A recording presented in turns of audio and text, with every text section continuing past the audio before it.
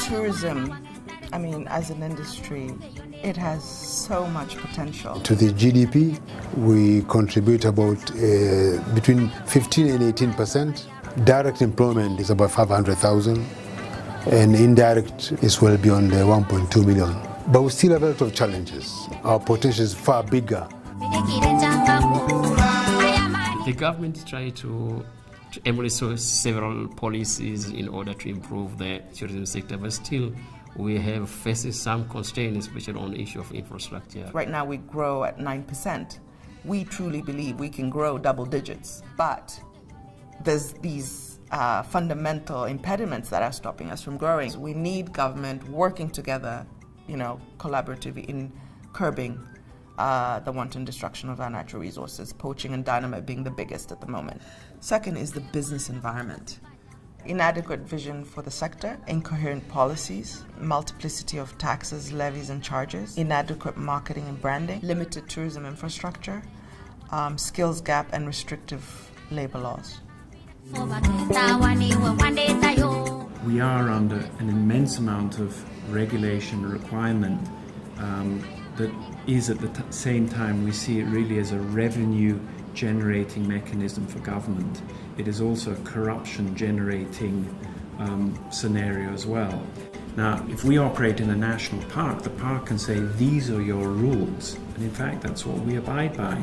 We are not allowed to throw oil in the bush. We would be in contravention of our lease agreement, but no, every year we have to pay for an audit, people to fly in and drive in, we pay the per diem. So the long and the short of it is that Tanzania has become a very expensive destination. Someone offering mountain climbing, for example, a Tanzanian, the law doesn't allow them to partner.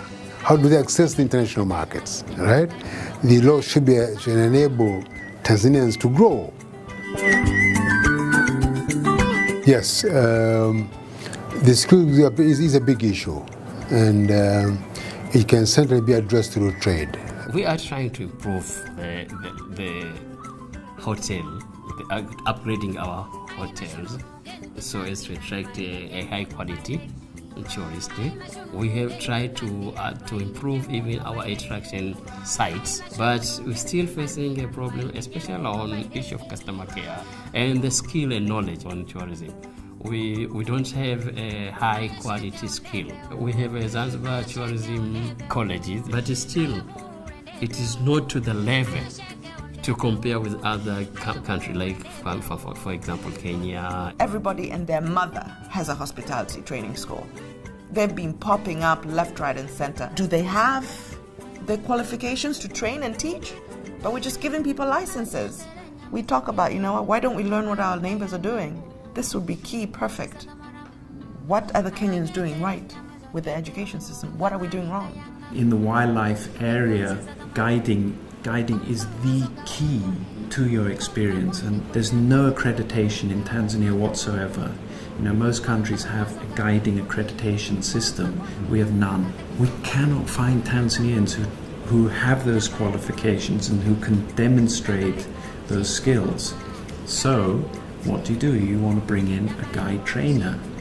That's where we get stuck, for instance, at the Ministry of Labour, who say, no, you can't have a permit for a foreigner to teach guides. We have enough guides in Tanzania, but we don't. So we are having to make do with a lower standard of guiding than we need to compete in this highly competitive market.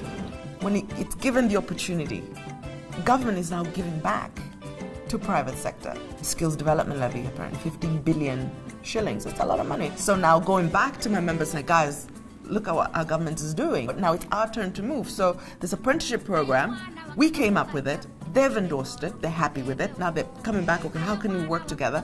We need to keep that momentum. But the apprenticeship program can only take about 23 students. The skills gap in the hospitality industry, we're talking about thousands here a year.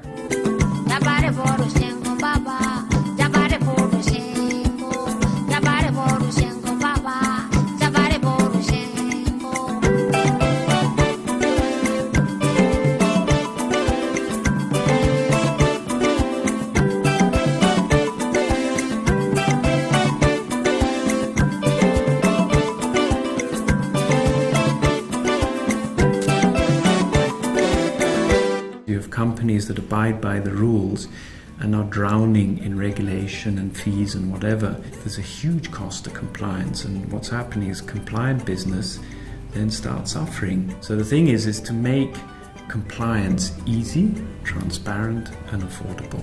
It's a new year. We have a new president. Rome was not built in a day. For me, this year going forward, I'm really hoping that execution. We can talk till we're blue in the face, saying the same things, but what is the problem, what are the solutions, what are our recommendations. We need implementation